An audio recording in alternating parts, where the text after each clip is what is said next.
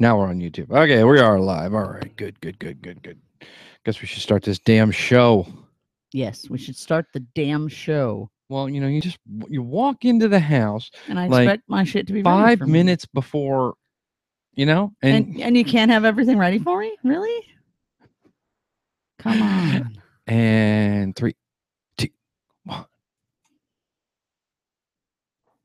Science and technology.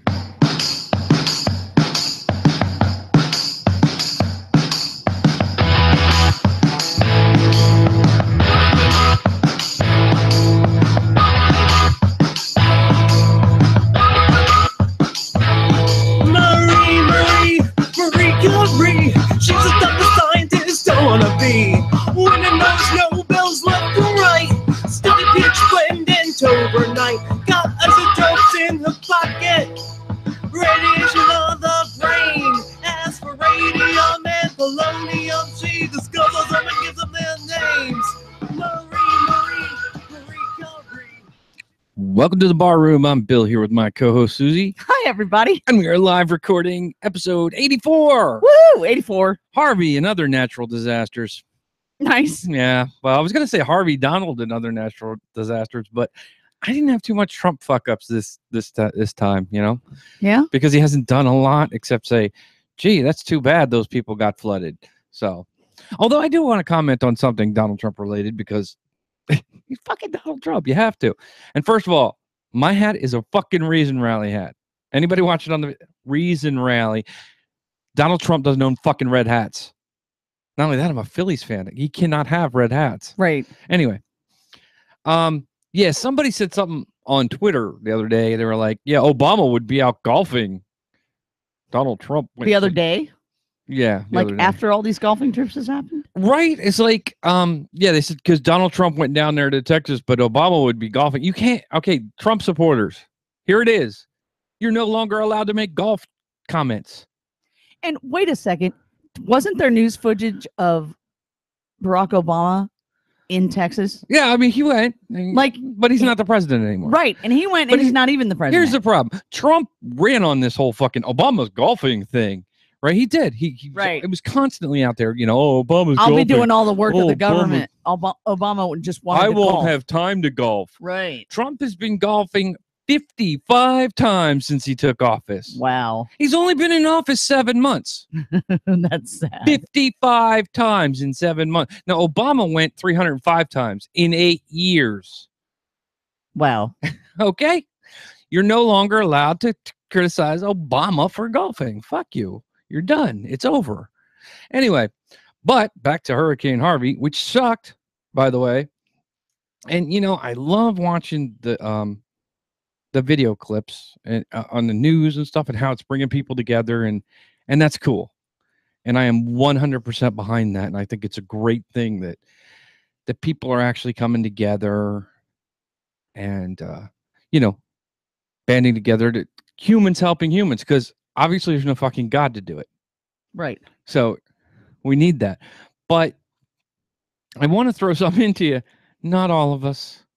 Unfortunately, there are some people who we routinely criticize on this show who are using such tragedies for their own purposes, like Coach Dave Dobbenmeyer. Again. Of course. I don't know for sure, but Houston, we got a problem here. And could some of the problems be a result of the judgment of God coming your way because of the slaughter of unborn children? Wait a minute. First of all, really? Houston, we got a problem joke. Yeah. Okay, yeah. People are flooded, 35 people dead. Oh, Houston, we got a problem. You're so fucking witty, Coach. Wow. And tacky. You see where he goes right with it? Yeah. It's abortion. God did it because you're killing innocent babies. Because there certainly weren't any fucking hurricanes before 1973. Well, I just want to tell Mr. Dobbenmeyer that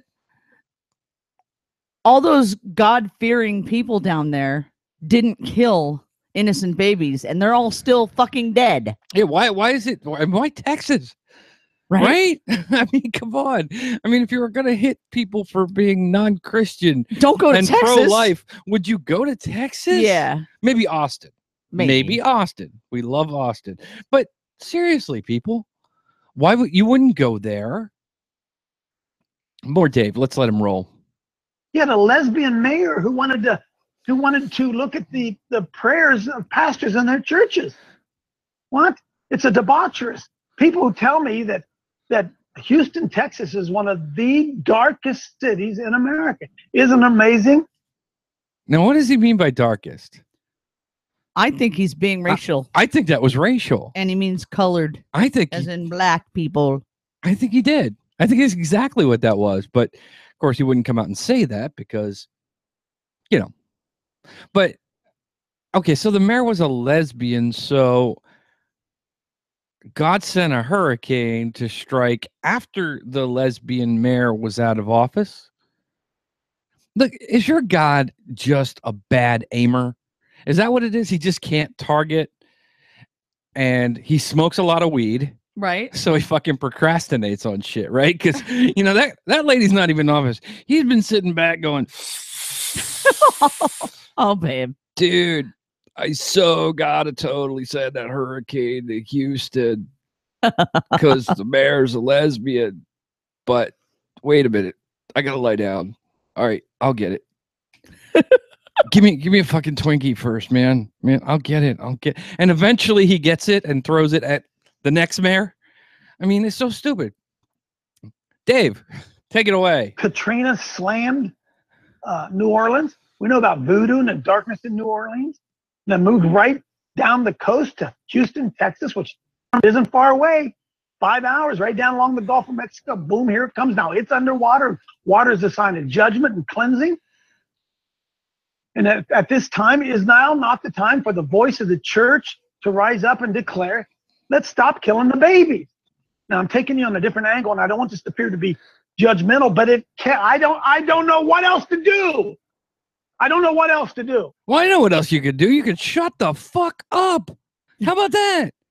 I mean, because he went from abortion to lesbian mayor back to abortion, right? Right. And, you know, of course, Houston being the abortion capital of the world is why and again, he claims a God that can target the firstborn of Egypt and ignore people with lamb's blood on the door. I mean, he's got that kind of smart bomb. That's true. Right? Why not just if the why did he hurricane wipe had out the come entire in city? and only flooded Planned Parenthood clinics, Right. only those clinics got flooded and everything else around them didn't, he might have a case. That's awesome. Maybe I would look at that as some evidence. But, you know, every time a fucking thing happens, you know, because that's what they do. They do these gloom and doom prophecies. Oh, we're doing bad things and God's going to get mad and a thing's going to happen. And then a fucking thing happens. And they go, see and that? They go, see, there it was. Told ya. Okay, wait, I got one for you. Donald Trump is president, so a thing's going to happen. Yep, a thing. How do we know that if your God exists, he didn't send a hurricane to Houston because Texas voted for Trump? How do we know that your God didn't send a hurricane to Texas because he doesn't like the way they treat LGBT people? How do we know any of this shit? Maybe because it's all fiction.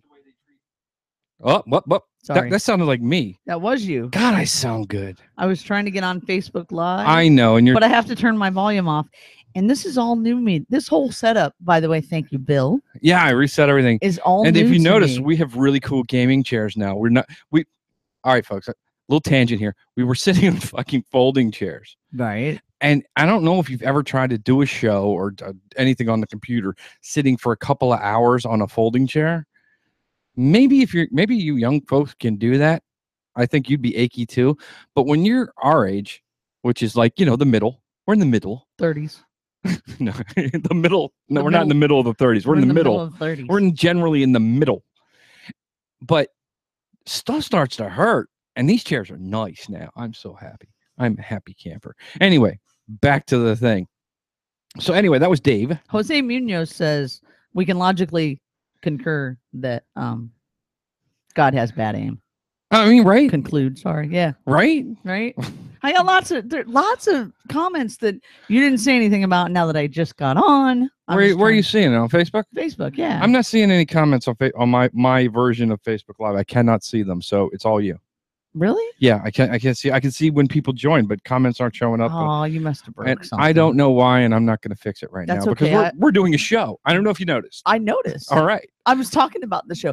You know what else? What? I only have one screen, but we're gonna not talk about that either. Well, that's because you weren't here to sign on your computer so I could change the settings. It does work. There's something that I have to do to make it work. Katie Bunch is on now. Anyway, hello. My soon-to-be daughter-in-law is out there. Hello to all. I'm just gonna keep yelling people's You names. just do that. Just to make you crazy. You do not make me crazy, but you know what's going to make you crazy? Rick Wiles also chimed in on the Hurricane Harvey thing. Here we go. You ready? Yep. Houston. This is a proud city that in recent years has boasted of its allegiance, its dedication, its devotion to the homosexual lesbian agenda. Now, Rick, can I get a quote on that? When did they say we are devoted to the homosexual lesbian agenda? Which, by the way, is an oxymoron. I have no Or not an idea. oxymoron. That's redundant. It's redundant. Redundant. Yeah, lesbians are homosexuals. Why is there a homosexual lesbian agenda? Because I think they can't. Why would they name their agenda that way? They're not stupid people. Right now, we don't just deal with the homosexual agenda, but we have the lesbian homosexual agenda. I mean, too. is it a special Really? agenda for lesbians that they're behind? Or is it a general homosexual with an emphasis on lesbians? You know, like you know, you majored in homosexual and you have a special emphasis in the lesbian category. I don't know. Where is this agenda? Can I get a copy? Can I please get a copy of the agenda so I can at least read the agenda? Wouldn't that be nice? That'd be nice. So anyway, I think you should write your own. if they publicly declared their allegiance to us, where is it? When they do it? Or are you just bullshitting? I'm going with option B. Rick Wiles, ladies and gentlemen. They elected an openly lesbian mayor. She Holy shit, really? No way. Because wait a minute. If what someone does in the bedroom has something to do with their fitness for Running elected government? office, Yeah. maybe you should look at that dossier on old Trumpy boy. Ooh, You know what I'm saying? You know, I'm talking a little golden shower action going on there. Oh, that's just wrong. I don't give a fuck if Trump likes to get pissed on. I think don't you care. made that up. No, it's in the dossier. I'm saying it's in the dossier, which, by the way, a lot of that dossier is being verified now, not by bullshit people, by actual intelligence folks. A lot of the stuff is so that could be true. I just don't give a fuck if it's true. I just don't think you can say, well, she's a lesbian. She has sex with women, therefore. And say, but we support the guy who likes to get pissed on. True. You're a hypocrite, is what I'm Very saying. true. I don't give a fuck either way. she's no longer there, but the present mayor is a pro-homosexual mayor and continuing her agenda.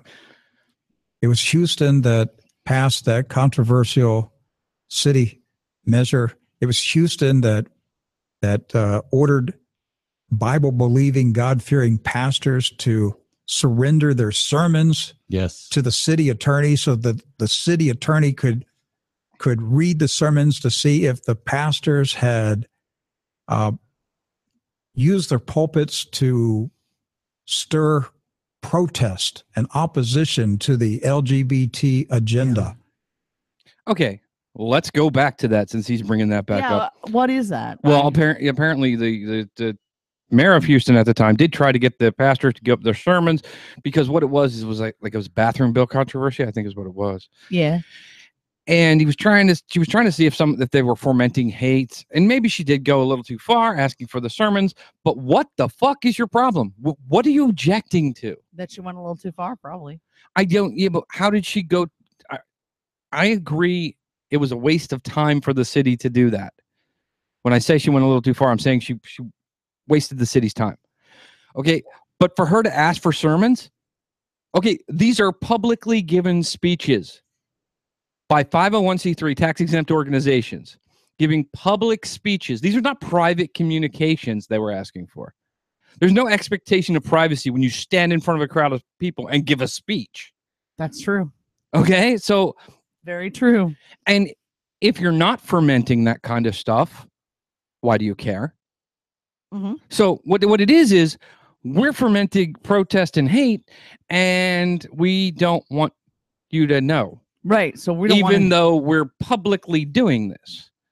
I mean, they asked for publicly given speeches. right Who cares? sermons. Who cares? I can go to a church and fucking record the sermon if I want to. It's public. It's for everybody to hear. What are you ashamed of? Let's go. And so over the weekend, I was just thinking about these things and how Houston has been in the forefront. I would say, Doc, probably Houston, I don't know the ranking, San Francisco, Miami, Houston, Dallas, New York City, the top tier, most gay friendly cities in America, but Houston is definitely there in the top 5. I don't know Nice. where they rank, but they're in the top 5. How's it working out for them right now? What an asshole. It's working out just fine, Rick. It is. Hurricanes happen, you fuck. And it has nothing to do It with the has fact nothing that to do you're with it. gay. And actually, the hurricane could have happened because you went to Houston once. And you're a dick. Right? Therefore, there was a hurricane. Shut up. I mean, isn't it disgusting the way it's a natural disaster that, hey, you know what isn't working out for Houston? Global fucking warming. Climate change is not working out for Houston right now. That's what's causing this shit. See, we have science and we know what causes this shit. And it isn't two ladies having sex. Doesn't cause hurricanes. If it was, the fucking porn industry would have wiped out the entire fucking planet by now. I mean, every time one chick goes down on another, if there was a hurricane, boom, baby, we would not have a planet. That would make Noah's flood look like a fucking puddle. Oh my God. What? There's so much girl on girl porn. I don't know. There are whole categories. You can get it on your freaking iPhone. Boom, hurricane. Every time, right? Because it causes hurricanes, right? And what about Rick? What about when he masturbates to girl on girl porn? Because he does. Hurricane. He's a dude. He does. So, have you been hit by a hurricane? No, I don't think you have. But what a dickish thing to say. How's that working out for That is a him? dickish thing to say. And it must be their support of LGBT things, right? Because it couldn't be anything else. It couldn't be the fact that there's so many goddamn conservative Christians in that area. Like Beaumont, Texas. That bastion of liberalism, Beaumont, Texas, yeah. got hit so hard in the hurricane, right? Is that the same? No, that's not the same Beaumont from Footloose, is it? I don't know. Sorry. I don't know if Footloose was set in Texas, was it? Well, the city, the town they lived in was Beaumont. I knew that, but I didn't know. But I don't know. Anybody know that? they went across Post it in the comments. They went across the border to a not dry. To Louisiana, maybe? Yeah, it could have been. Could have been Beaumont, Texas. Who knows? Anyhow, sorry. Because tangent. Beaumont's dry. My bad. And right. So here you have a dry county in Texas, which ain't so dry no more. But I mean, hello. It doesn't matter how Jesus-y you are. If a hurricane's coming, the hurricane's coming. Yeah. And it doesn't matter how not Jesus-y you are. It has nothing to do with hurricanes. I would say Jesus does nothing when it comes to hurricanes. Zero. They think he does. I know. I just found myself going back to that old, because I'm so sick of it's pray for Houston and Yeah. Well, how about send him some money? Send him some money. right? And maybe you should have. Wawa's got a thing you can give $1 when you do your purchase. Yeah. Right. You can give $1 and it's for Houston. I saw that. I mean, if everybody who goes up there and buys something at Wawa throws an extra buck in there, that'll be a significant amount of money. But the believer, they don't know science, so they think that God brought the hurricane. God killed all those people. Where's your loving God? Please tell me, because that's not a loving God. Right?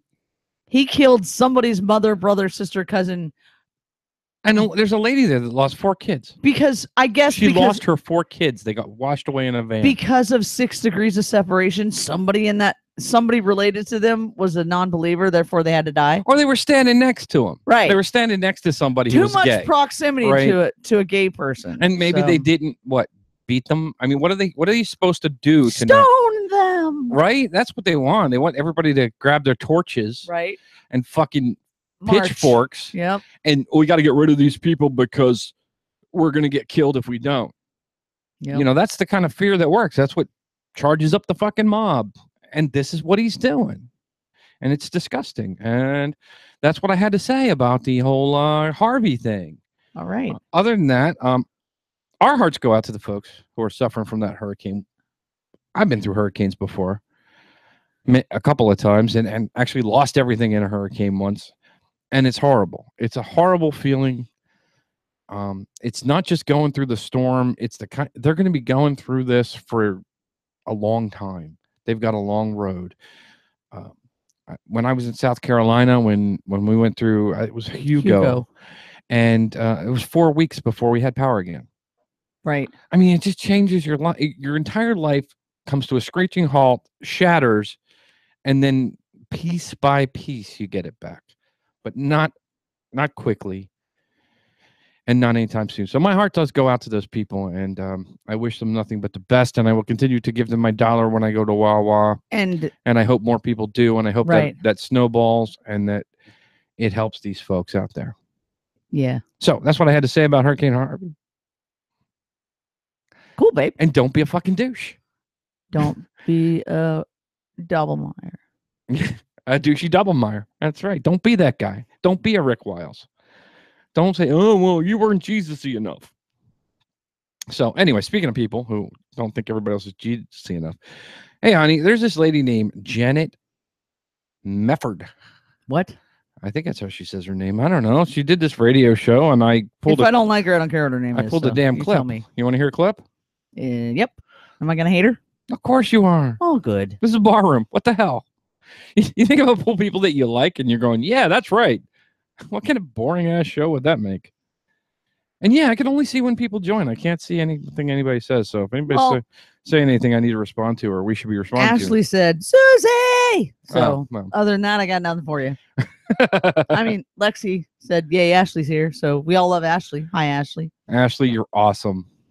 And Lexi said a whole bunch of stuff before I got on that I didn't have time to read. And Janet Mefford, here she is. She is not a good person. Not.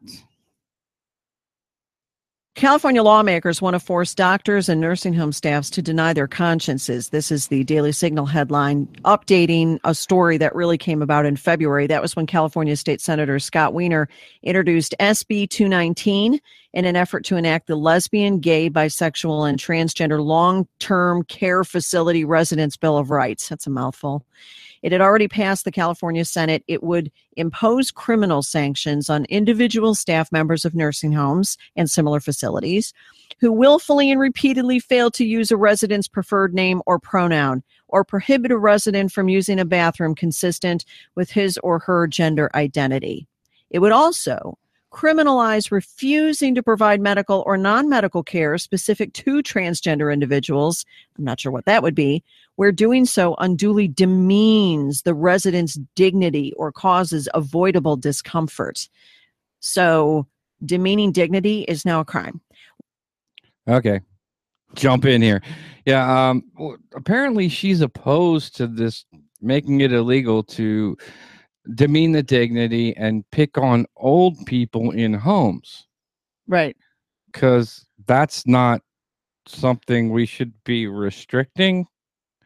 I mean, it's not like people who are stuck in a care facility, right?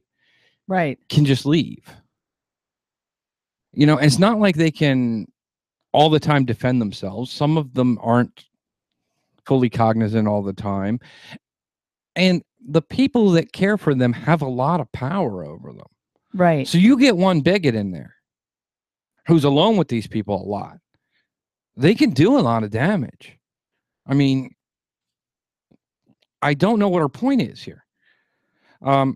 Yeah, it should be unlawful. It's unlawful to run a fucking stop sign, lady. I think, just to play a little bit of devil's advocate, Go ahead. that they like, if you're scared of transgender people, you don't want to change their diapers because they got different things down there than they're supposed to. Then So you think it's just transphobia? yeah, absolutely. And then I think, don't fucking work there. but That's my answer. Don't work. You don't want to do the job. Don't work there. Don't sit here and say, sorry, these people just have to suffer because of me. I want to do the job just for the people that I approve of. That's what this says. Yeah, well, it gets worse. While Really? this Bill of Rights would be inserted into a section of California's Health and Safety Code that arguably does not criminalize these actions, the bill itself amends another section, the Residential Care Facilities for the Elderly Act, to include prohibitions against violating the Bill of Rights. Violation of this law is punishable by up to 1 year of incarceration and a $1,000 fine, regardless of criminal or civil penalties imposed by other code sections for the same violation. Now, as of August 21st, the latest version of the bill provides no religious exemptions. Yes! There shouldn't be a religious exemption. Like, if it's illegal to do X, you shouldn't be able to say, but Jesus. But my religion says I can't do X. Yeah, or I have to do X. This is not can't do. Yeah. This is not a can't do thing. I'm This is, sorry. I have to be a douche. I have to demean people. My religion tells me to. Right. I mean, that's what remember, she said it earlier. Demeaning people is now against the law. She's saying there should be a religious exemption for that. My religion tells me to demean these people. Seriously, fuck you, lady. For facilities or individual staff members with sincerely held religious beliefs about human nature that run contrary to the bill's ideological assumptions. Now, this gets back to a very important situation and an important point that we need to make. There are an awful lot of religiously affiliated nursing homes regulated under California law. And when you consider that we are not to bear false witness as Christians, we cannot call people by the opposite pronoun that they really are. We can't. It's lying. Oh my it's God. engaging in a fiction. Right? That is so fucking stupid. These are people that voted for Trump. But oh no, we can't lie. Right? We can't lie and call somebody the pronoun that How what are did you, okay, what are you gonna do? Are you gonna look in their fucking pants and see what's there so you know what pronoun they were born with? How do they have Christian movies? Aren't those people fucking lying though? Up there? Because Yeah. they're saying that they have names that they don't really have. And she even said like they can't do fiction. Yeah. Yeah, like Because that's her there is next- no Christian her fiction. next sentence is gonna be like about fiction and what? Really? Yeah, apparently there is no Christian fiction. Well, I mean, and you tell people that this Jesus guy died and then came back from the dead. Don't convince me you can't lie. Right. Right? Come on. That's a little bit more of a lie than a pronoun. Yeah. That's a big one. That's a big. Oh, and the whole part of the Red Sea, and the Jews were slaves in Egypt, and there was this pillar of fire, and yeah, okay, sure, you can't lie. What else you got, crazy woman? I know you'd love her. Oh my God. That is dishonest. And the government cannot compel you to lie. That's what this is all about. That's the fundamental issue. And the fact that they will make no religious exemptions shows the fury with which they view us. And that's really not an overstatement, by the way. It's not an overstatement. This has been a discussion for the last several years among the homosexual activist community where they say there shouldn't be any religious exemptions. We can't allow religious bigotry to lead to discrimination of our community. Well, that's how they see it. It's totalitarian. It's not totalitarian to say you don't get a religious exemption to be able to pick on old people who Right. happen to be transgender because you don't like them. Okay?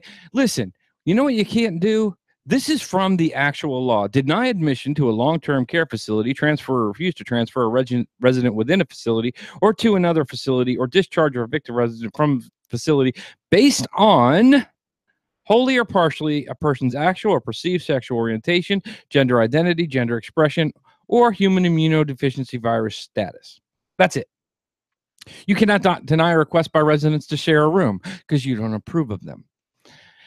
where rooms are assigned by gender, assigning, reassigning, or refusing to assign a room to a transgender resident other than in accordance with the transgender resident's gender identity, unless at the transgender resident's request.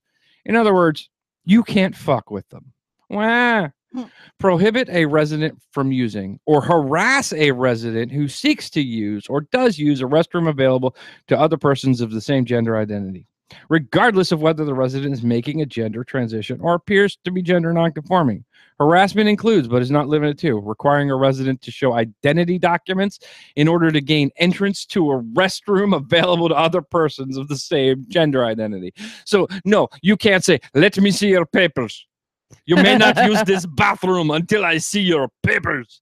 What the fuck are you doing?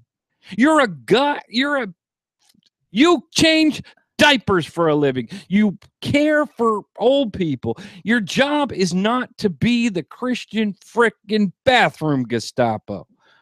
And she's arguing that there should be a religious exemption because Jesus wants me to be the goddamn bathroom Gestapo. Yep. Where does it say that? Is that in Luke? Or is it in Matthew? Thou shalt be the bathroom Gestapo? Wait, here's another one. Willfully and repeatedly fail to use a resident's preferred name or pronouns after being clearly informed of the preferred name or pronouns. Okay, it's not a fucking lie. I prefer to be called Zippy. Okay, I don't. You shall call me Zippy. I prefer to be called Zippy. First of all, if you don't do that, and I've asked you to call me Zippy, you're a fucking dick. You're rude. But should you be fined for that? Yes, absolutely. Because these people are a captive audience. Again, the resident can't just fucking leave. True. Okay? And if you can't treat these residents with respect, you don't fucking belong there. True. Go do something else where you don't deal with people. You know, you don't have a right. See, that's what she's arguing. You know what? She's arguing they have a right to be in these facilities and they have a right to pick on these old people because they're weird. I just realized something. That's her fucking argument. That's kind of funny. It's funny to me in a way because at work I had to take this Constitution Day freaking test and I was actually reading the Constitution. And the part that says that unless it says that you can or can't do something in the Constitution, then the states do what they want. Yeah, it's the 10th. Right. So, fuck you. The state's doing this, you stupid Republican who wants that more than anything. Right. Oh, yeah, we can't have the states doing what... Move to a different fucking state. You know, they always say to us, if you don't like the way the country's being run, move to a fucking different country. Well, you whiny bitch, move to a different state. And I hope that the state you move to, as soon as you get there, passes a similar law, so it pisses you off. Every single one of them because has to move to 50 fucking different states. She is literally arguing she deserves a religious exemption to pick on old people. To pick on transgender people. Old people. Specifically, this only protects the elderly in homes. That's so crazy. And only against the employees. Right. Only against the people who work there. I mean, jeez. You have a religious right to work at an elder care facility and pick on the residents. Really? Is that what you're arguing? Because I don't think you do. And I think I'm about done with this bimbo. Yeah, me too. Sorry. Bimbo is probably not a good word to say. Why not? Don't care. What should we go with next? Let's go with... I did Rick Wiles, right? Yeah. Yep, you did, Rick. I'm going to save that one. I'm going to go with Matt Staver. Oh, no.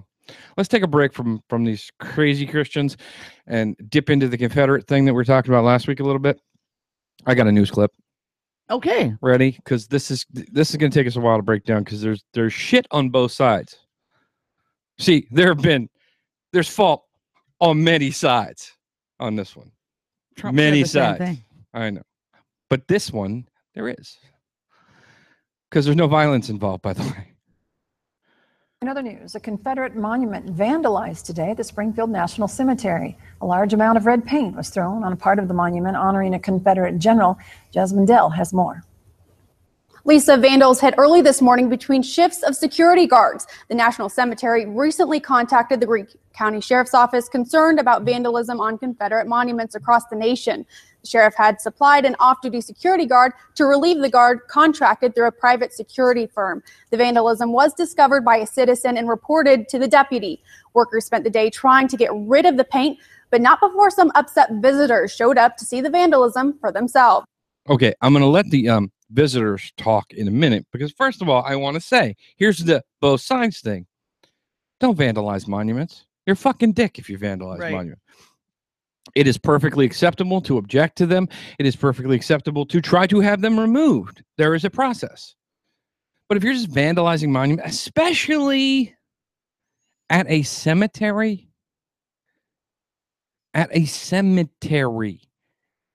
okay?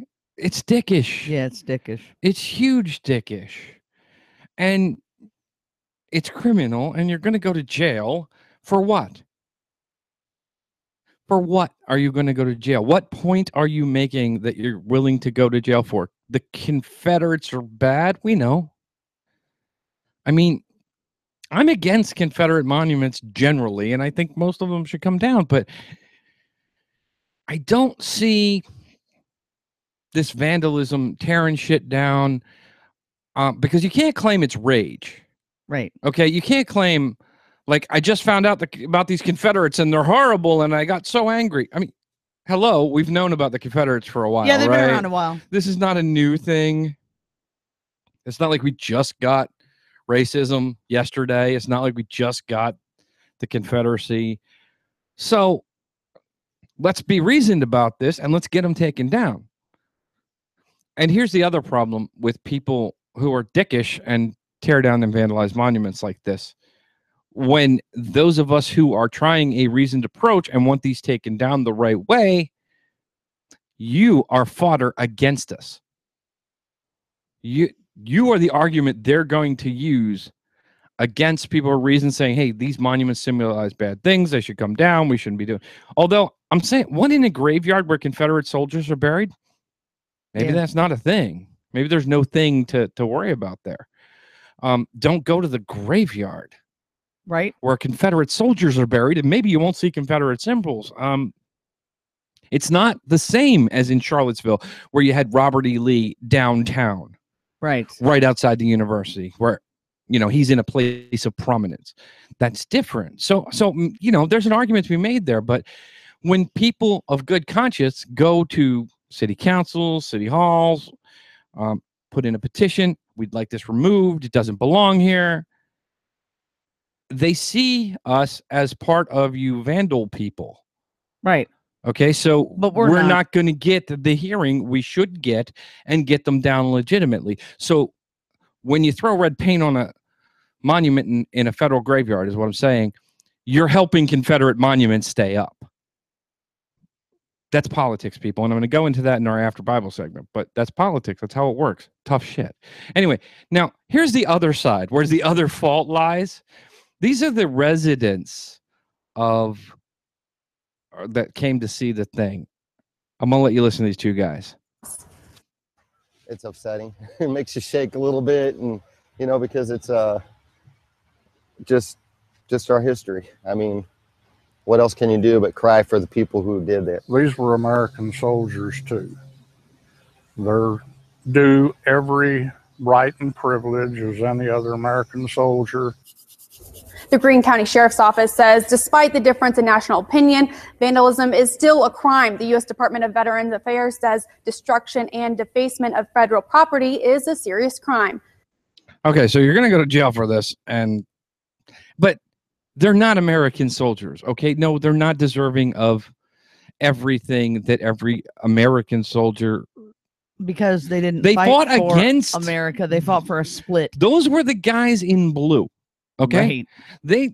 They represented the United States. They were the American soldiers, right? The other guys, that's why we call them Confederates, right? Because they weren't. They were fighting against the United States. They're fighting against the Union, right? And if they'd won, if they'd had their way, they wouldn't be Americans now, right? We'd be all separate. They'd be just down. I'd be Pennsylvanian currently. I don't know, would you? I don't know where we'd be. But I am Pennsylvania. No. You know, it's an interesting thing, and I can go off on a whole tangent on changing history and the effects that might have. And because I listened to No Religion Required when they were talking about that, and Alex brought that up as pragmatism. You know, pragmatist, if he gets the opportunity, he'd just kill Hitler, just shoot him before he came to power. So I could go on a whole tangent on that because I wouldn't shoot Hitler. Yeah. I would not. I'm going to say it on this show. I wouldn't shoot Hitler. Fuck no. I'm not messing with the fucking timeline. I've seen enough fucking sci-fi to know, Right. A, You don't fucking mess with the timeline. And B, you can't tell me that shooting Hitler is a good thing. It might make things worse. Right? Right? You can't say, well, without Hitler, there'd be no Nazis. Are you sure? Because he wasn't the first one to join that fucking party. Right. Anyway, so see, I told you I could go on a whole tangent. We Yeah, could do an get entire back. show on time travel. Woohoo! Which That doesn't- would, oh my God, that would be so much fun. Which doesn't exist. Just like Jesus. Matt Staver, speaking of Hitler, Matt Staber, speaking of Hitler. he has a problem. He thinks that Christians are being treated just like the Jews in the Holocaust, apparently, I guess. Oh, yeah. Yeah. Thank you. Okay, here we go, Matt Staver. Where's my mouse? There it is. Everyone needs to just take a deep breath, step back. Let's pray for healing in this country, but let's have civil discourse, and let's not label to the point of hate groups like this SPLC is doing, people with whom you just simply disagree. Okay, what is he talking about here? He's upset because his Family Research Council and American Family Associations have been labeled hate groups. Because let's not label. Let's not label. Because your group never freaking labels, do they? Not ever. No. You don't label. I mean, their anti-gay bigotry is so intense. I mean, all they do is label. Hello. Let me tell you something. When you're broadcasters, Matt, stop using the word sodomite. Then you can talk about not labeling people. But until you do that, we're going to fucking label you a hate group. Anyway, that's how he starts. So let's let him go. They know that these organizations like FRC, Liberty Council, AFA, ADF, they know that they are not violent organizations. They know that they're Christian organizations. Okay. Yeah, we know they're not violent, and we know that they're Christian. Doesn't make you not fucking hateful. Right? Okay? Not violent doesn't mean not hateful. You can be hateful and nonviolent. You're allowed to be hateful and nonviolent in this country. The First Amendment protects your right to be hateful and nonviolent. And since when is Christian, well, not since when, Christian is no longer a get out of fucking being a dick card. Right. Oh, but I'm Christian. I don't give a fuck. Christians are dicks. Christians are assholes. Many Christians are fucking assholes. Mm-hmm. Okay? If you're an asshole and a Christian, you're still an asshole. It doesn't mean anything to me. There are pro-LGBT Christians. Guess what? On this issue, not assholes. Right. There are Christians like you, Matt Staver, assholes. It's really simple. Christian has nothing to do with it. Christian tells me nothing about a person. Literally, it tells me nothing about a person because that religion is so diluted and there are so many different sects and views. Christian tells me that you believe some shit about some dude named Jesus. That's it. That's the only commonality I can get with all Christians. Yep. So Christian means nothing. And they know that they oppose any kind of hatred or violence. They just don't agree with us on the issue of marriage. Now, look, from millennia of human history until now and all over the world, the issue of male and female has been something that has transcended time, geography, and political infrastructures. No, it hasn't. That's not exactly true.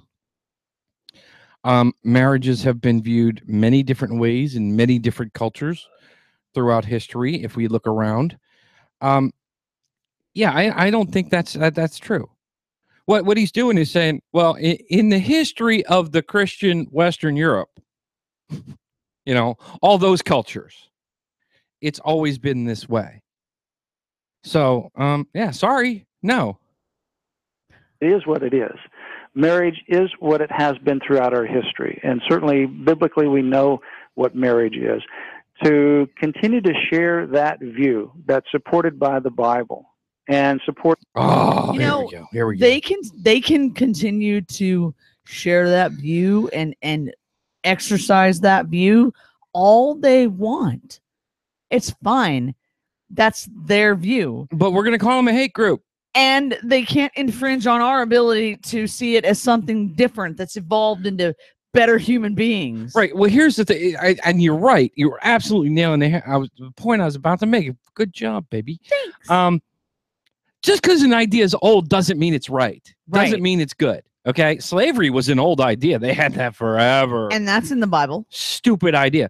Women. Let's look at how women were treated throughout all that history as property. Right. I mean, little better than a slave. A slave you breed with and make new use. You know what? But I want to do a tangent point because I was really in on Go. this Constitution thing. Do you know that black men were actually granted the right to vote before women were? yes, I do.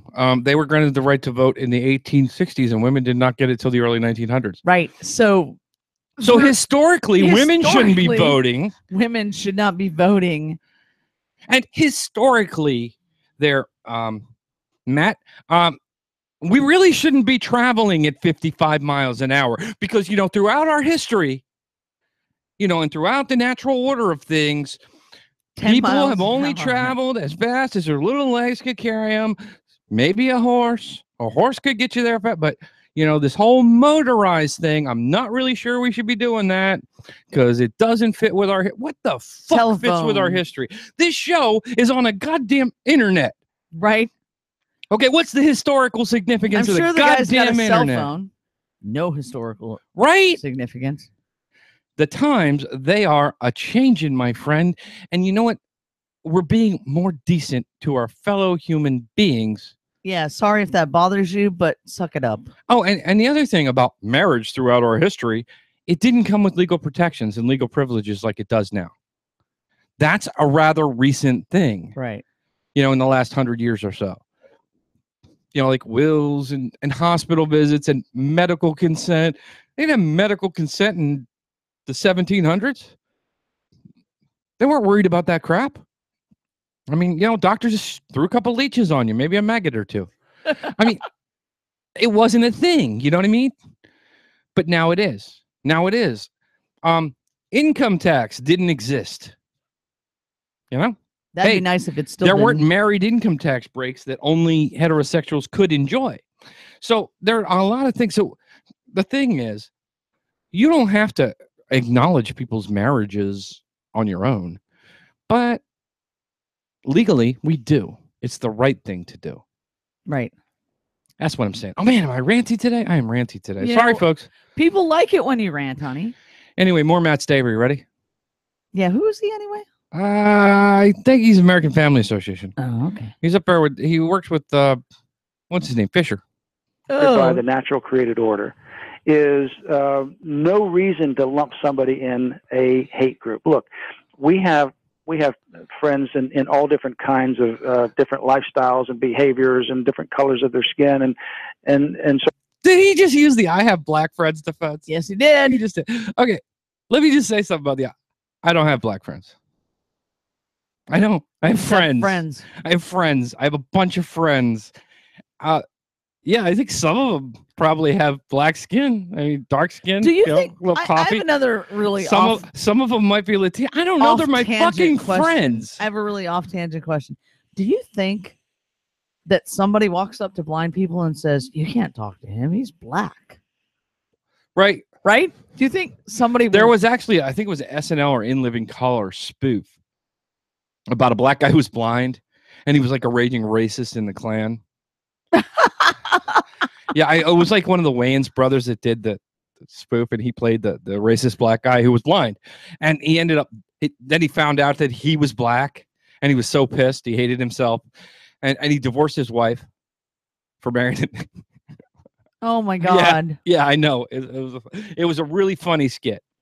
That's funny. Yeah. So I don't know. How do you teach people to hate? I don't know. But, yeah, he's going through, I have friends who are. No, you don't. No, you don't, Matt. If you have friends who you would deny a deathbed visit to the person they love, you are not their fucking friend. You are not their friend. You are Jesus's friend, okay? You are your version of Jesus's friend. He's your only friend. Everybody else can go fuck themselves is your attitude. You're not somebody's friend if you want to treat them that way. So forth. We don't hate anybody. We have our biblical values that we adhere to, but we could go on and on about the biblical values. I know. We do that without any hatred at all. We hate no one. I mean, it would be completely contrary. I would shut Liberty Counsel down in a heart. Please shut Liberty Counsel down. Show them how you can be totally fucking bigoted and not hate anybody. I don't really hate. It's not that I hate you. It's that God hates you. And we're just doing and I'm what just God doing what says. God wants. You know what? Thanks, I'll tell you what, Matt. I'll make a deal with you. I will join your fucking side. I will join up with you. You get God to hate him personally. You get God to show up, state his fucking case in front of everybody. And then maybe we can talk. Is he done? Oh, no, I got still half of his thing left. Oh, play some more, crazy man. I haven't got to the Nazi Jew thing. God, if it really was a hate organization, if we really harbored hate in our hearts, because it would be contrary to the Lord Jesus Christ whom we serve, it'd be contrary to his life and his teaching. Yeah. And Matt, if and I saw an article at lifenews.com that's saying if we really want to stop white supremacy, we should start with the 266 black babies that are killed every day by Planned Parenthood. Well, talk about white supremacy. That's exactly. Okay, now they're on abortion. They're always on abortion. Wait, if we want to stop white supremacy, we should stop abortion because we didn't have no fucking white supremacy before 1977, did we? Right. No. Right? No, there was no race problems. No, there probably in his view there weren't any race problems. Wasn't a problem, not for him. No. Yeah, okay, we had slavery, we had the Ku Klux Klan, we had the fucking Confederacy, which we talked about earlier. All that came before legalized abortion. I cannot stand when fucking conservative Republicans stop talking about like being against abortion. You're against abortion. You're against fucking welfare. So you're making these people have these babies that are born that you're not going to fucking take care of at all. I actually did have an article I decided not to use this time. Stupid fucking people. Was about conservative groups saying that when we overturn Roe v. Wade, we have to encourage more adoption. So in that little bit, maybe they're thinking about stepping up to the plate there. But the fact of the matter is women aren't fucking incubators. They're people. And you can't force them to be incubators if they don't want to be. You know what? You can't force people to do shit they don't want to do. All I want is just once for a fucking man to be able to get pregnant. Oh, God. Not only would abortion be legal, you'd be able to get one at the 7-Eleven. Right? You know what I'm saying? You could stop for your coffee, get a damn abortion, and be on your way. Yeah. We would have super laser technology to just get rid of that shit right away. Yep, we would.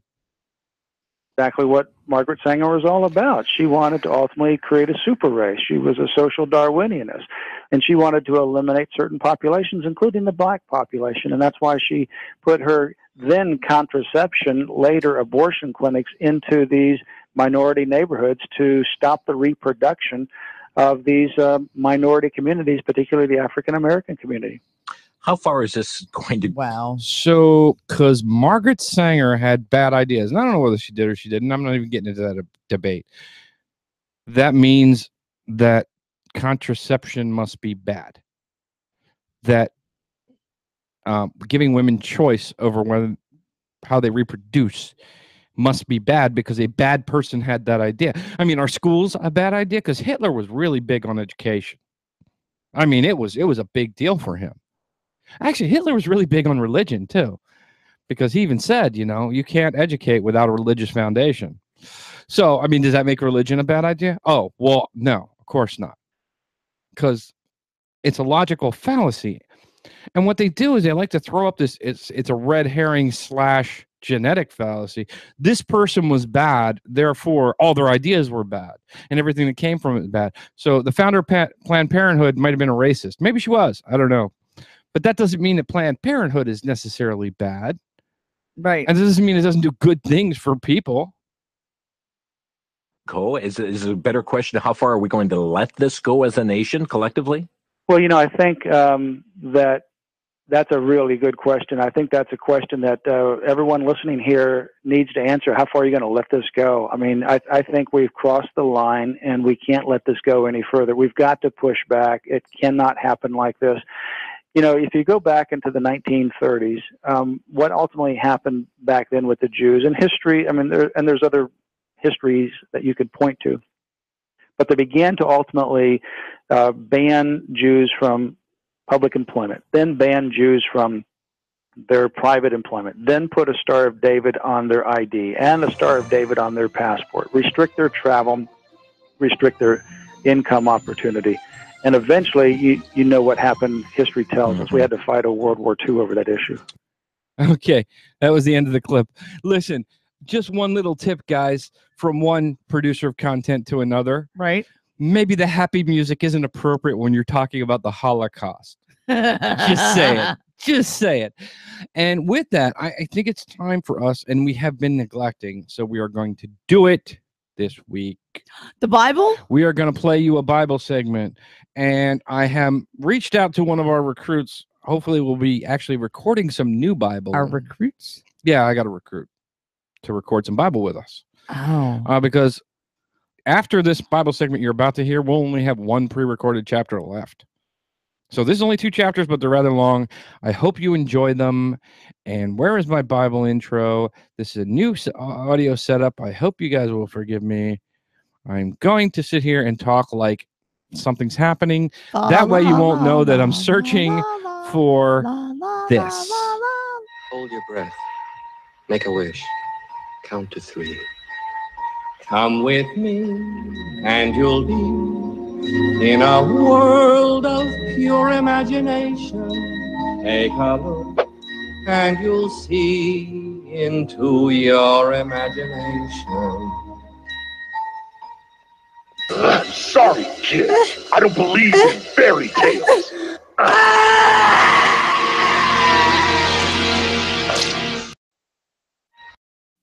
Hold your breath. Make a wish. Count to 3.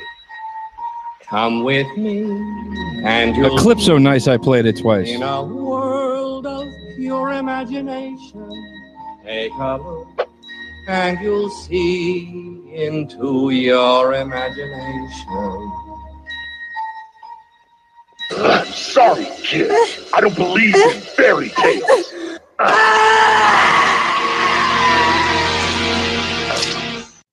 Okay, chapter 30, Book of Jeremiah, which is good because this is like a landmark. There's only 52 fucking books in this book. Yeah. Of Jeremiah. There's 52 chapters in the book of And Jeremiah. we're on 30. And we're on 30, so we're getting there. Let's talk about chapter 30 because we have to, because it comes after 29 and before 31. Well, he said, write a book. Yeah, he told him to write the book, right? Right. Because he's going to bring the people who are in captivity back. Because he made them that way. Right, but this is verse 2, right? He's talking, okay, write a book because it's important because I'm going to bring them back. Well, if you don't write the book, this book, presumably, until they're already in captivity, then all this shit he wrote down about prophesying that they were going to go into captivity Maybe he just remembered it all. sounds a little bullshitty to me. Maybe he just remembered it all. It's like me writing a book now prophesying World War II. Right. And saying that I prophesied it before it happened. Right, but maybe he's just remembering, you know? Maybe I did. It's not Maybe he impossible that I did. prophesied it. But and who would then believe wrote that? about it? Or like let me write a book about how I went around throughout the 90s and predicted 9/11. Yeah, I told him I told him it was going to happen. I told him how it was going to happen. I told him it was going to be terrible. And I write this book out now and I put it out. Who's going to believe me? I don't know. Nobody. But fucking nobody's gonna believe me because Bible it's thumpers bullshit. eat this shit alive. So Apparently they do. And then, honey, you got to address verse 6 here, please. verse 6 for. Wait. 6. 6. I'm 6. sorry, the numbers are really small. Ask and see. Oh yeah. Yeah. Can a man bear children? Then why do I see every strong man with his hands on his stomach like a woman in labor, every face turned deathly pale? What? Does he actually think that these men are having kids? Well, they look like they're in labor, so why is that Sure. happening? And why did I have to address that one? I just thought it was weird. Okay. I don't know. Okay. Trying to bring you into the conversation here. Well, I didn't. Usually I highlight stuff and I go, oh, I want to talk about this whole freaking chapter was just awful to me. Except I did highlight verse 9. Uh-huh. It says, instead, they will serve the Lord their God and David their king, whom I raise up for them. Because, okay, so you're enslaved and you're gonna be enslaved and you've been enslaved your entire lives. But I'm gonna bring you to where you're only a slave to me. Right. Yay. Well, see, and then he goes, I'm with you, and verse 11, I'm with you and I'll save you, though I'm going to destroy all the nations among which I scatter you. So if God gets mad at his people and wants to scatter them amongst nations, don't take them in. Right. Leave them. No. You're not coming in here, because if we let you in and we take care of you and you're here, then when he decides to bring you back, he's going to fuck us up. Right. So no, not happening. So no refugees here. Yeah, he's definitely anti-refugee. Yeah. Well, no, he's pro-refugee. He wants you to take him in so he can kill you later. Right. Right. And verse 12, your wound is incurable, your injury beyond healing. Because he's going to discipline them. He says, I will discipline you, but only in due measure. I will not let you go entirely unpunished. And then he talks about their incurable wound. I know, and he's really detailed about how awful and this is, that they're never going to have any relief, and like it's going to. I have struck you, and I am in verse 14. I have struck you as an enemy would and punished you as would the cruel, because your guilt is so great and your sins are so many. Now, if you're doing something as would the cruel, then you are being cruel. The cruel, right? Right? That's not as would. That's silly to say, well, I punish you like a cruel person, but I'm not cruel. Yes, you are. That's what you're doing. And then it's more victim blaming. It's all your fault. Yeah. Yes. Absolutely. But he's going to fuck up everybody who fucks you up. And I will restore you to health and heal your wounds. No, you just said they were incurable. You can't call them incurable and then cure them. That's just silly. And yeah. The last verse, I'm just going to, unless you got anything else. I don't have anything else. All right, 24. The fierce anger of the Lord will not turn back till he fully accomplishes the purposes of his heart. In days to come, you will understand this. Well, it's been about 4,000 years, and I still don't get it. Big threat. Still don't get it. I don't understand it. End of chapter. End of chapter.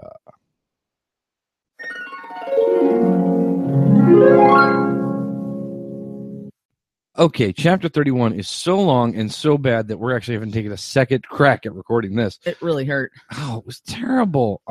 Let's just start at the beginning and plow through this damn thing.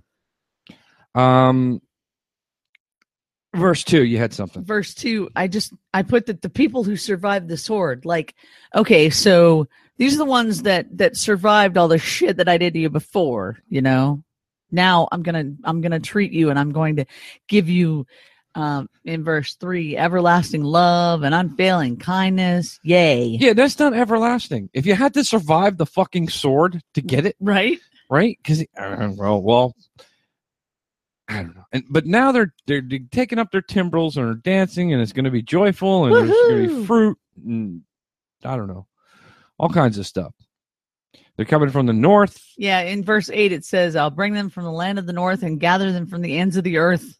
Among them will be the blind and the lame, expectant mothers and women in labor.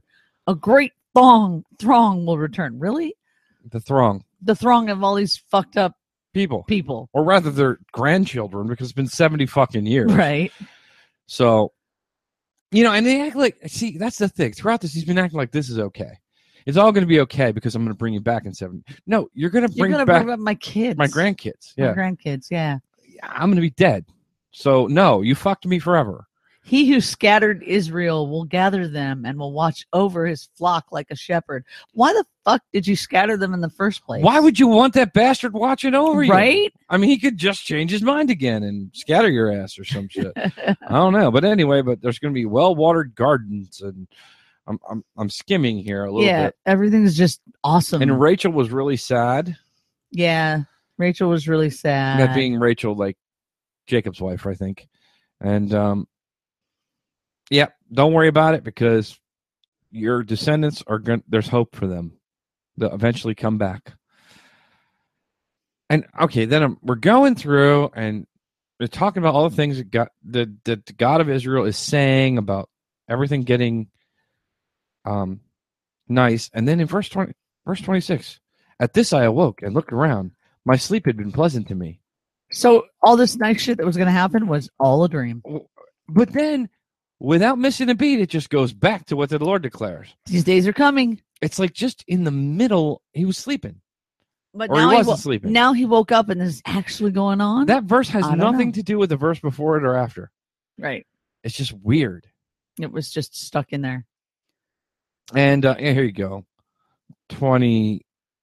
Just as I watched over them to uproot and tear down, to overthrow and destroy and bring disaster, so I will watch over them to build and plant, declares the Lord. Yay, buddy. This is not a good thing. I know. He's like, oh, look what I'm doing for you. He's doing the same thing he did. It's not you're doing for us, Which it's you're doing to us, dude. Before.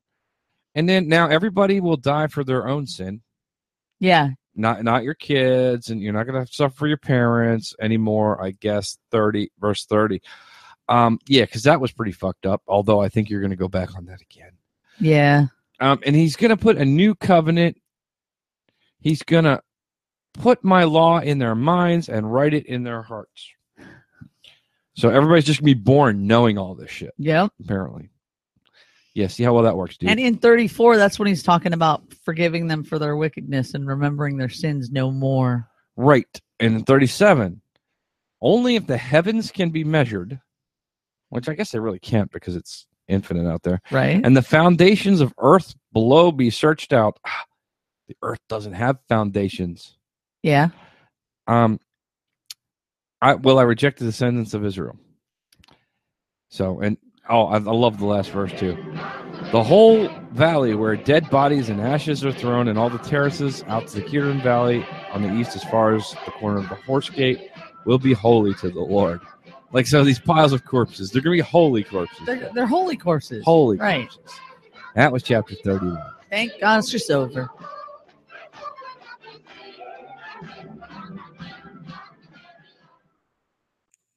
We're back. I hope you enjoyed the Bible segment. We only have one more damn chapter of Jeremiah pre-recorded for you. So we're going to have to do some more. I'm not saying because I haven't got confirmation that this person will do it. It's a listener who I really enjoyed the clip that she sent in. Oh, I just narrowed it down. That she sent in, and I hope she will have time to do it with us. Hopefully this long weekend. I would like to get, maybe another 10, 12 chapters recorded. Be nice. Oh my God, it'll be like a whole day thing. See, the thing is, we get through this Bible. We take it in big gulps. It's like doing it down. Right. You just get it done. You just do it. And we go through like 12 chapters in a sitting. And it hurts and it's long and we hurts. get grumpy and like it. And I have to stop and masturbate like right in the middle. I get to watch. Just to relieve some pressure. Because fuck, it's bad. Anyway, so we're running low on our store of pre-recorded chapters. So we're going to have to go and do some more. And we'll be doing that very soon. So and it's interesting because we recorded those a long time ago. Yeah, a long time ago. So it'll be more up to date. Right. When we do the thing. What, the Bible will be more up to date? Yeah. Hey, how much more of Jeremiah do we have, babe? There's 52 chapters. And that was... We did the 31 today. 31. So, and we have 32 pre-recorded. Oh my God. So 20 more. We have 20 more chapters of Jeremiah to do. Yes. we are someday going to finish this Bible. This was your project, and we said we were going to do it, and we're going to do it. As long as there's Bible, there will be a bar room. Oh, anyway, so I have one last clip, and then I want to go into I don't know. It's not a counter apologetic. I'm not doing a counter apologetic today. I don't have one to do, but I am gonna do some ranting and some politics, and I'm gonna piss off the left. That's my goal. No, it's not my goal, but it's gonna happen. That's what's gonna happen. Yeah, a lot of my allies are gonna get really pissed about this, but I'm gonna say the truth. And yeah, it sucks. The truth sucks. But we are atheists. We are skeptics. We are the rational people. Aren't we the ones committed to the fucking truth? Right. So anyway, so let's bring on your last clip. First, let's bust on Tony Perkins. Who's Tony Perkins? I think he's one of those Family Research Council people. Anyway, he thinks more Christians need to be on school boards because apparently learning about gender identity when they're young is detrimental to children. Here we go. This is one of the things I've been talked about frequently when I talk about, number one, being engaged in what your children are being exposed to in school. Know what they're bringing home. Look at their stuff. As well, I don't think I want to say that I got to chime in here. I don't think anyone should be exposing themselves to children. No, that would we're against that. Put us in the against column, please. As a Christian parent, all parents, but I'm speaking to you as a Christian parent, God has given you the responsibility to train up your child in the way that they should go. You look throughout Scripture, that responsibility is given to parents. That responsibility is given to parents to train their children. Okay. Now, you can delegate the authority if you choose. Choose wisely, but you can choose to do that. You can delegate the authority to the local school district, private school, Christian school, charter school, but you still, before God, are responsible for what your children are taught. So you need to be engaged, informed, and if necessary, speaking out. Secondly, this is why we need more Christians running for public office, beginning with school boards. I would like to chime in right here and say this is why we need more atheists running for public office, starting with school boards. We fucking need you here because they want to Christianize our schools. Absolutely, that's what they want to do. And he's about to accuse, not necessarily us specifically, left generally, of doing exactly what Christians do. You know what? I always had this thing that people would say about, I know this is a tangent, but older women dating younger men. Uh-huh. And it so applies, unfortunately, to this because, sorry, get them young and train them. Yeah. Has a totally different meaning in this case. Right, but that's what he's talking about. And that's so that's not what they fair. try to do. And here's the problem. And what he eventually is getting to is, especially with the whole you're responsible for what your children are taught and blah, blah, blah, blah, blah, is that here it is, folks. I'm looking right into the camera. Christianity is such a weak philosophy. It cannot survive in an exchange of ideas. It cannot survive unless it's in a vacuum. If your children are taught Christianity and other views will always win because Christianity is the weakest of them all. That is what Rick Wiles is telling you without coming out and saying it, but he knows it. He knows it is the weakest view that you can have. That's why all these other views win. That's why they have to keep this stuff out of schools, because unless we Christian, people might think there's other ways to live. Yep. And the other ways will always win because Christianity is weak. Who is it? It's Janice. Well, she can wait. Yeah, but Janice has Barbara's shirt. And we're live. I know.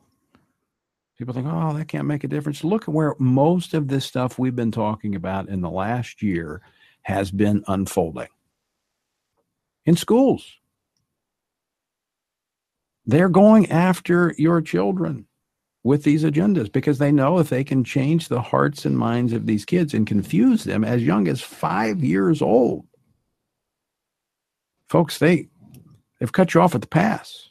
You know, we've talked about this before, that the vast majority of children, in terms of evangelizing, are going to come to know Christ before the age of 12. Well, they're trying to create greater confusion in the minds of these kids. It's going to make it difficult even to reach them with the gospel. So this is one of the reasons we need Christian parents on school boards across the country. It is rather difficult to brainwash people if you don't cut out all other viewpoints. Right. It's a hard thing to do. That's what he's saying. And why do we have a good news club then there, buddy? Because they're targeting kids under 12. Okay, they have to get them into this mindset before people reach the age of reason. And the age of reason varies from person to person. Don't let anybody think it's a set age. It's like, wow, you're an adult when you turn 18. Yeah, legally. Some people are adults long before they turn 18. Some people are adults way after they turn 18. And whoa, did my screen just go nuts? That was crazy. I don't know why that just happened. Oh boy. I hope we're still broadcasting. So somebody in Facebook, can you tell us if we're still on? Hopefully we're still on. I think we are. Yeah, it looks like we're still on. Okay. Matthew Sullivan's in there. Luca's in there. Oh, yep. Rich said we're in there still. Well, looks that's like there's good. a lot of people watching now. So, Well, sorry good. if I've been good, because I'm about to go off on shit now. seemingly ignoring you. I really am reading all these comments. Bill just doesn't give me room to talk. Frankly, it's time to tell truth to our friends and to ourselves. I have been in several debates over the years with other people on the left because I disagree with tactics. I disagree with what we don't disagree on the end goal.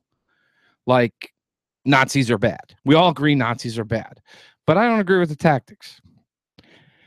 And I get told quite often to shut up because I'm a white cisgender heterosexual male.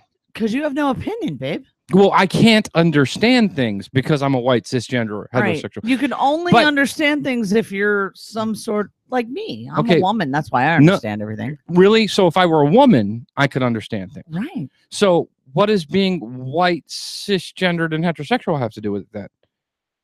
Nothing then. You see what I'm saying? They list these 4 characteristics at me, and they say, well, because you live in that bubble, you can't understand. First of all, anybody can understand being marginalized because everybody's been marginalized at some point in their lives.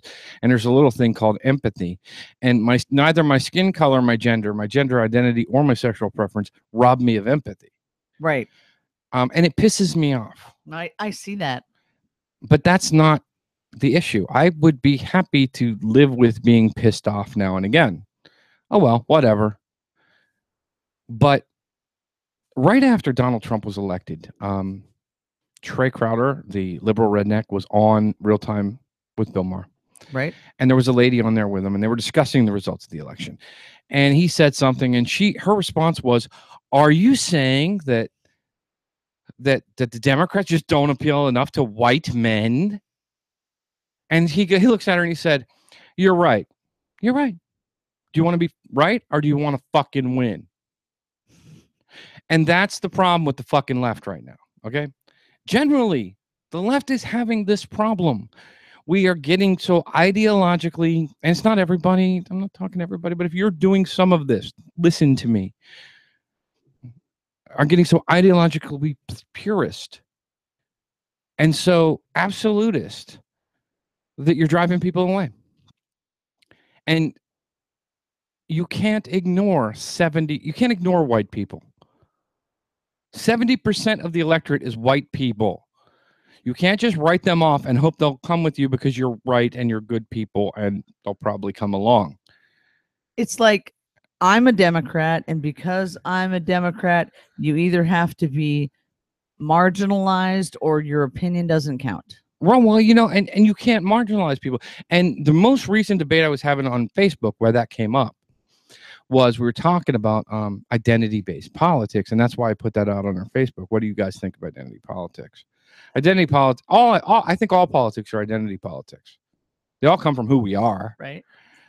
However, if your politics are solely focused on your identity, that's a problem because you're not going to get people with other identities to join with you, and 51% is a fucking majority. Right. 51% is majority. So Right. you need other people. You need to convince other people. And I said that one of the posters had a good point that, okay, look, if say an African-American person, a black person is talking about their experience as a black person And they're trying to share that, I got nothing to say about that. My opinion of that doesn't matter. If their goal is just to share. Right. And to talk to other black people or other people who want to listen. My opinion of that doesn't matter. If your goal is political, if your movement is political, if you are trying to make a change to our society, my opinion of how that sounds fucking matters because you're asking for my vote. You can't say your opinion of what I'm saying doesn't matter, but give me your vote.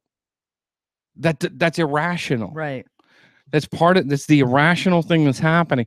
And yes, when you do that, when you say you're a cisgender, heterosexual, white male, your opinion doesn't matter in this.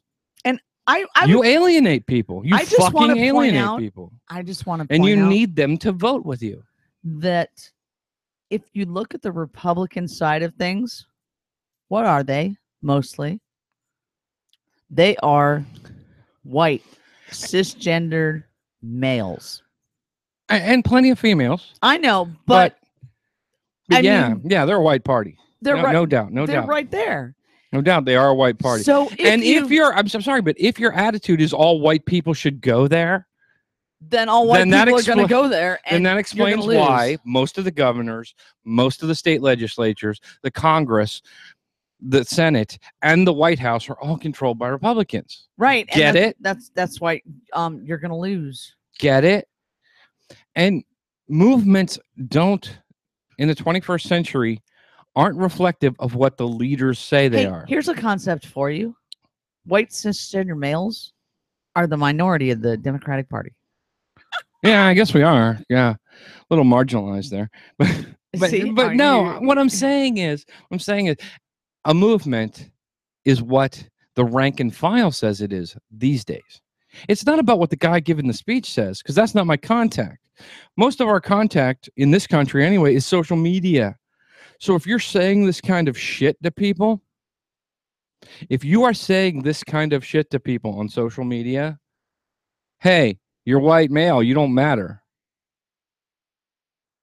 I am a liberal.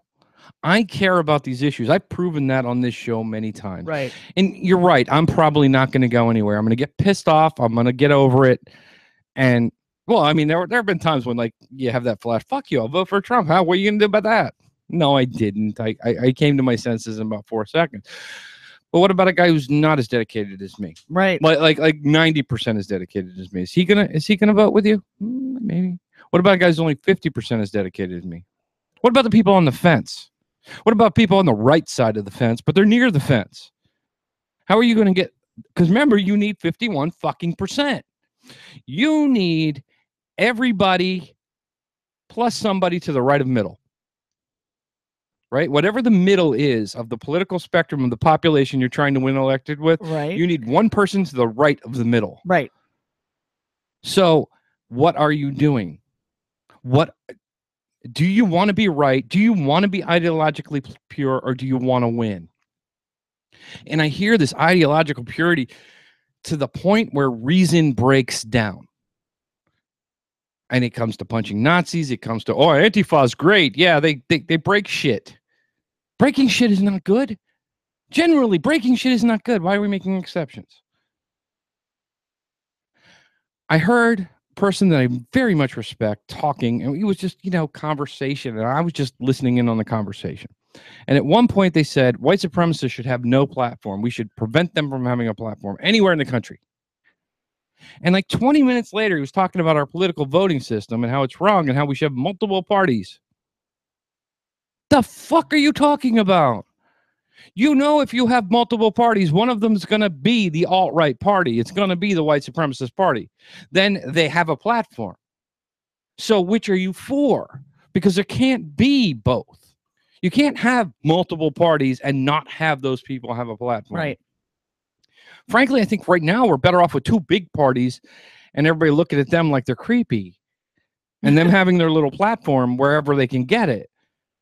But that's not what's happened lately. And one of the reasons is social media. And one of the reasons is because, you know, you post shit like that. Right. Frankly. I mean, oh yeah, maybe you only cost 1 or 2 votes with your posts. Maybe you did. Only 1 or 2. What did Hillary lose by in Wisconsin again? 1,000? Yeah. 1,000 votes? It was little. Right? Mm-hmm. Right. Why don't we own the Senate? Why don't we own the fucking House? Why don't we own the state legislature?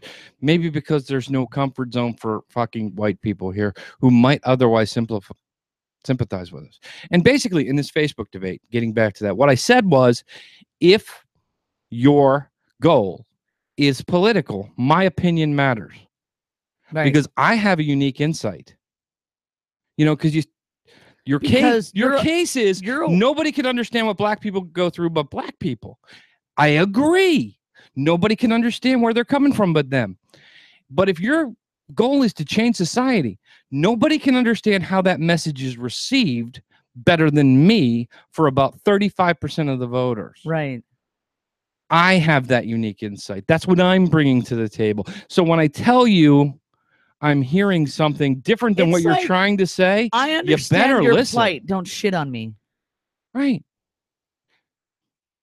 Right. It's totally easy. People should just know. And listen to what I'm telling you that we're hearing on the other end.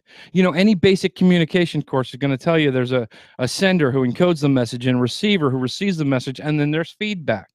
And you're denying that feedback. Right.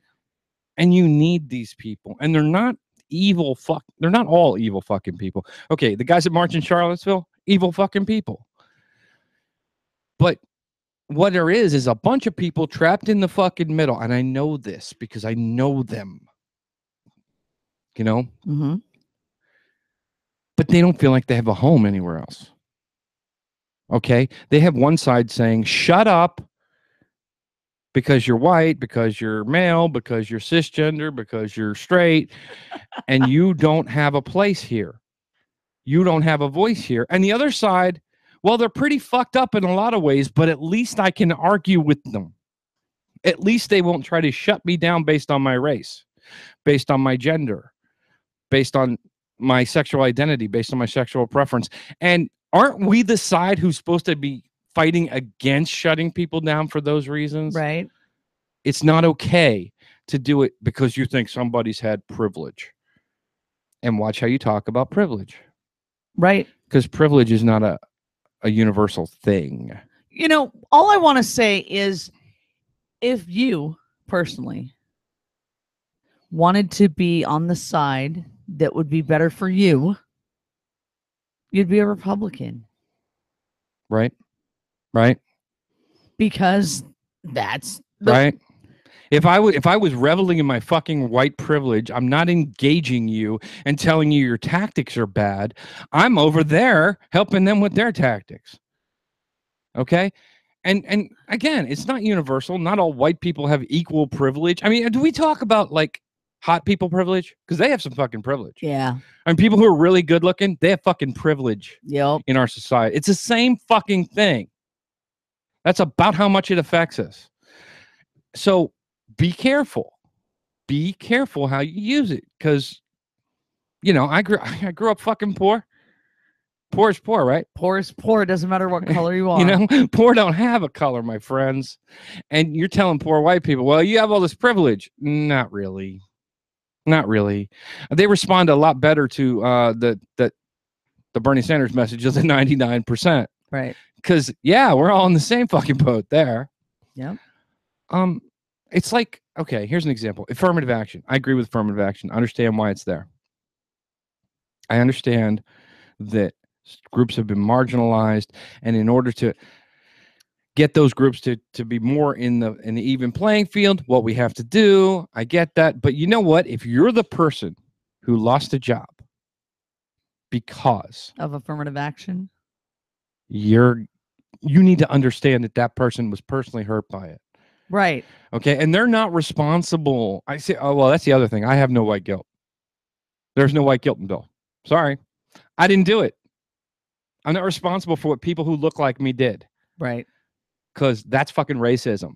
Right. If you start, you look like the, no, that's fucking racism. And I don't do that. So I'm not, no, I feel guilt for things I've done and attitudes I've held. Right.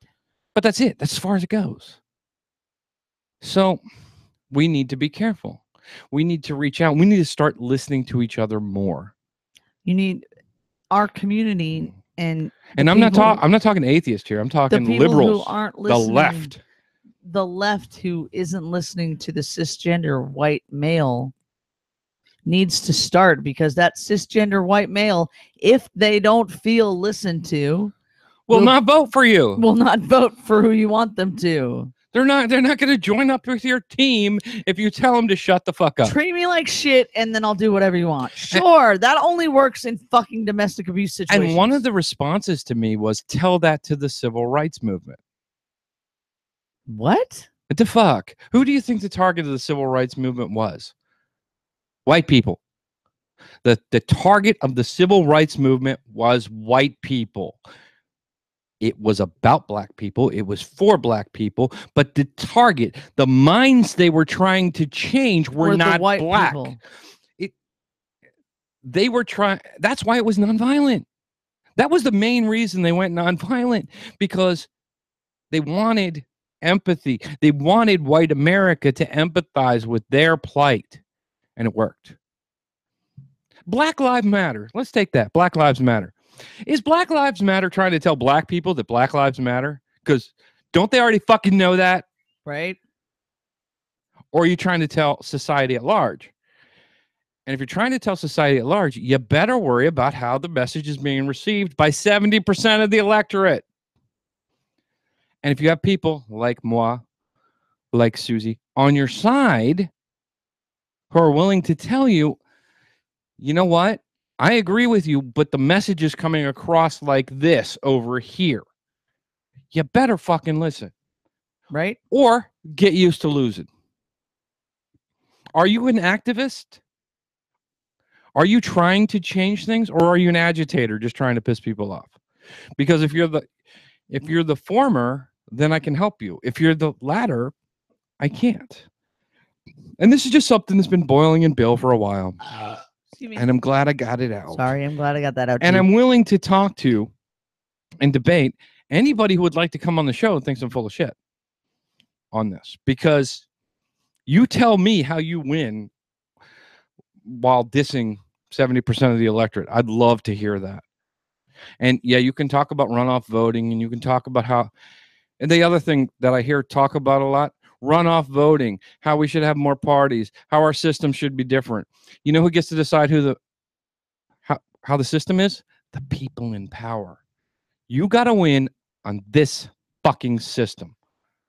Okay, we can bitch about the Electoral College, but people that are winning the presidency because of the Electoral College aren't going to get rid of it. They just won't. You got to win under this system, then make the changes. Right. That's the only way it works. Sorry, hard truths here, people, but that's the natural disaster on the left. That's look, Skippy's on. Sorry. yeah, no, and I still don't see that. It's amazing. Oh wait, maybe I do. I see a few. I don't know. Yeah, Bill's on a rant. Sorry, guys, but that's what this was about. I was going to rant here. He did. But, I think in our political system, if you're going to ignore 70% of the electorate, you're doomed to lose. And guess what? We've been losing. Right. And Trump may be a fucking dick, but he's right about one thing. It's time to start winning again. We need to start winning again this fucking November. So people get their politics from social media, so it's all our responsibilities, all of us, to start reaching out, We got to get to 51%. I think we can because you know what? We're fucking right. In the end, we're right. They're wrong. It's pretty simple. You know, one side wants to kick babies out of the country. One side wants to say, hey, if you've been here since you were a kid, you can stay because you're an American. I mean, these are really simple issues. But we got to conflate them, and we got to insist on ideological purity, and that's been a problem. So, anything else we got to talk about, Susie? Anything lighter to lighten the? No, you pretty much dampened the whole mood. Did I kill it? Did I kill everybody? I'm sorry. You killed everybody. You might want to just, I don't know, remind everybody to come to PastaCon. Yeah, I probably should have. Come to PastaCon because it's gonna be awesome. 13 to 15 October. Yeah, the dynamic duo of Susie and Miss Ashley are going to be there. Right, I think they're going to do a podcast in rare form. Right here in the bar room. And oh, by the way, have you noticed I redesigned the bar room and Dogs Playing Poker is in the shot now? Yeah, right? Maybe we should close the closet next time. I would have, but Sean's cat is in there. Oh, yeah. And I didn't want to pen her in. She's hiding. Oh, we're babysitting our son's cat. And she went and hid in the closet. So we didn't want to hold her in there. No, I don't. I just saw Matthew Sullivan's comment. I don't apologize for ranting. I apologize for the bad feelings I know I'm engendering in people. I don't like to make people We're talking feel about bad. all rants in general, though, because everybody has said how much they love to hear you go off. You don't go off enough. You know, but this is one that I think on the left, and I think, let's be honest, white guys on the left, you walk on eggshells. You're careful what you say. Stop doing that. Right. Give these people honest feedback, because any group, I don't care who you are, women, black people, white people, whatever. When you're in a homogenous situation, right, you say shit that you wouldn't say in a mixed group, right, which gives the members of that group a unique insight into that group. Right. Like, in other words, when I'm with dudes talk, I know what dudes say. I know how they feel. They let their guard down more.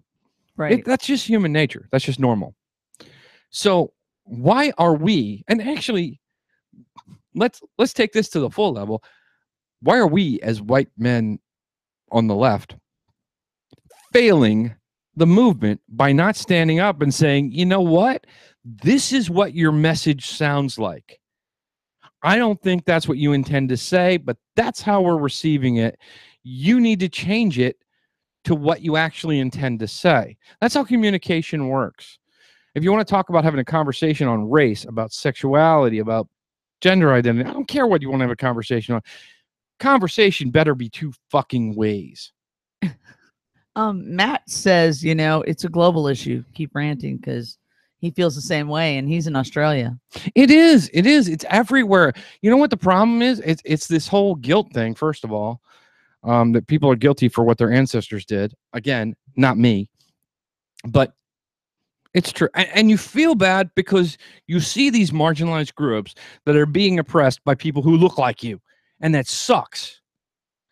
And I get it. And I feel it. And I'm with you.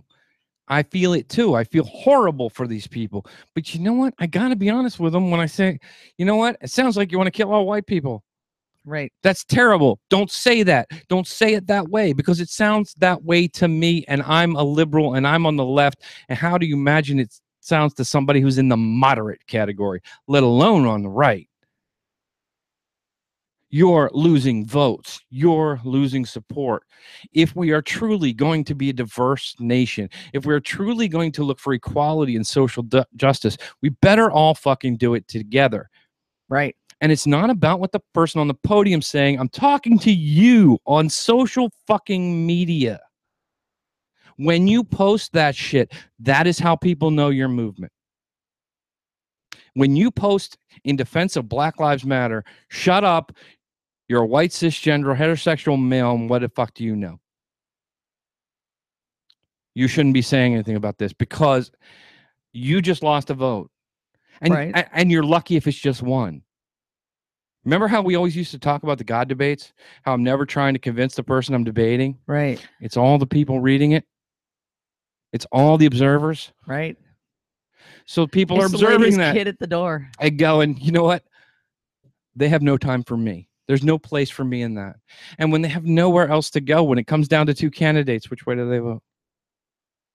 The other way. Sure, they'd love it. There's so many folks would have loved the Marco Rubio or Bernie Sanders. But you know, when it came down to it, what choices did they have? And if they saw that shit on social media the day before November, you know? Right. So where are you going to vote? Anyways, I think we have drank our way into a fucking rant. I think we're done. But, you know, I needed to get that one out. I'm glad. That one's been pending for a while. I hope that and made I you feel actually better. haven't been doing shows because, well, I mean, we're losing. Folks, we're losing. You know, stop pretending you're doing good. Stop Pull pretending your you're winning. heads out of your ass and do what needs to be done. Yeah, because they were arguing me. What do you mean that's not a good political strategy? So a good you know what the first criteria for a good political strategy is? Listening. Number one has to win. Right.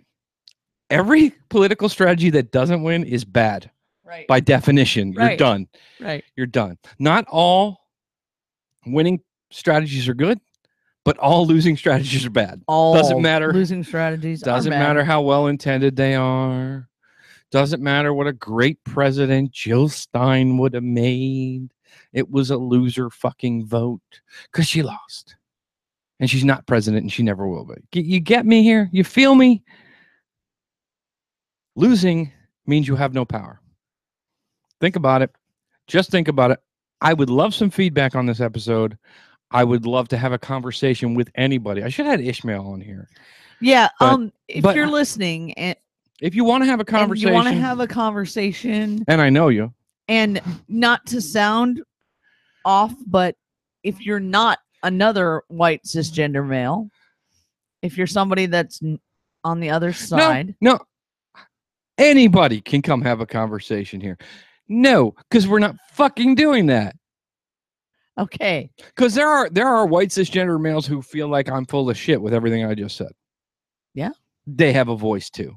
In the bar room, All right. everybody's Everybody's has got a a voice. voice. Anybody can come on. What you do is you send an email to sbirry@yahoo.com and you state your case. and I'll forward it to Bill. Speaking of which, what is the rest of our contact information, my love? All right. So obviously you got my email address. It's sbirry@yahoo.com. Bill's email address is bill.robbins819@gmail.com. You can also leave us a message on Facebook. You can call our voicemail line. We still got one, right? Yes, we do. Do you know the Would you number? like to know the number? I'd like to know that. I would like I to- have it right in front of me. It's 484-352-2004. And we do get occasional voicemails and very occasional voicemails, but we get occasional emails. And I want to say we got one from listener Stan today. Right? I forwarded it to you. You got it? I did. You know what? He said that we inspire him and we energize him. Stan, you energize me, buddy. When you send that little note and say, "Hey, I'm listening to your show," and it energizes me, dude, you make me want to do 10 more shows. Really, I could do 10 shows on an email. I used to say that when I deployed. You know, I could go. I don't care about pay. I don't care about medals. I don't care about glory. But I'll do 2 deployments for a And- thank you. Since You we're know? doing shout outs, I had a listener, Shannon, and she emailed me. We've been emailing a little back and forth, and you know, her email it's so nice to get emails from people who listen to the show and who think that we're inspiring people. It's great. So any emails you want to send, like, tell us your story. You know, I'm looking for pen pals all the time, so I will email you back and forth, and we could we get to know each other before we run into each other at our PastaCon or our American Atheist Convention or our ReasonCon or anywhere else that we might show up. Yeah, we do. Please reach out to us, and especially I'm looking at the thread here. I'm getting some message. I don't know why I'm not getting them all, but Chris said the genocide of his people ended in 1984, but he knows what you mean about not blaming people for their ancestors. I'm just talking about blaming people for what they didn't do. You know, if you didn't do it, you didn't do it. Just because you look like them or you're in the same race. I mean, do we blame all blacks for black crime? No. Okay. So It's silly. But I want to shout out to Rich Brown. Right? That's what I was just thinking. You know, because I'm retired Air Force. And I'm a Nazarene. She's left the Air Force. I mean, she's an Air Force vet. And you got to send us an email, dude. And former Nazarene. I know, and you're a former cracks Nazarene. me So, up. dude, yeah, email us because, yeah, we might have your ass on the show because we just have too much shit in common. Anyway, thanks for listening, Chief. Thank you guys for all you do to help us, help you, help us. Where's my beer? Man, I love the fact that we have so many people from Australia listening. Anyway, here I go on these tangents. But with that, I am Bill. And I'm Susie. Stay reasonable, my friends.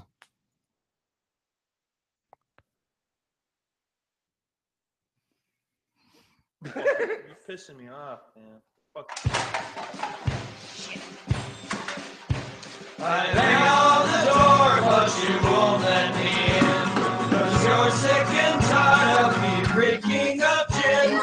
Locked all the doors from the front to the back. And left me a note telling me I should pack. I walk in the bar and the fellas all cheer. They order me up whiskey and beer. You ask me why I'm writing this poem. Call it a tavern, but I call it home. Fuck you, I'm drunk. Fuck you, I'm drunk. Pour my beer down the sink. I've got more in the trunk. Fuck you, I'm drunk. Fuck you, I'm drunk. And I'm going to be drunk till the next time I'm drunk. You've given me an option. You say I must choose between you and the liquor. Then I'll take the booze. Jumping on Western down to the south side. Where I'll sit down and exercise my Irish pride. Fuck you, I'm drunk. Fuck you, I'm drunk. Pour my beer down the sink. I've got more in the trunk. Fuck you, I'm drunk. Fuck you, I'm drunk. And I'm going to be drunk till the next time